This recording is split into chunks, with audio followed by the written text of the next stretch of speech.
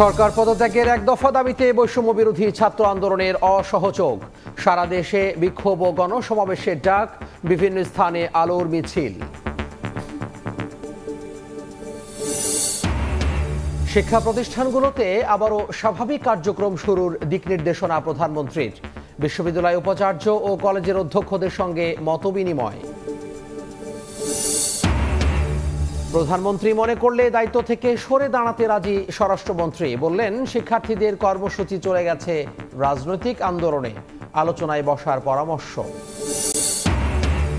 চলমান অস্থিরতার প্রভাব, ডলারের বাজারে বিক্রি হচ্ছে 125 টাকায়। এলসি করতে গিয়ে বিপাকে ব্যবসায়ীরা, বৈদেশিক মুদ্রা বাজারে ভারসাম্য আনার তাগিদ।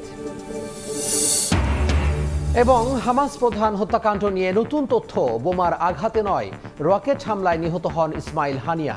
দাবি আইআরজিসির, মার্কিন সরকারের মদদে ইসরায়েলের বিরুদ্ধে অভিযোগ।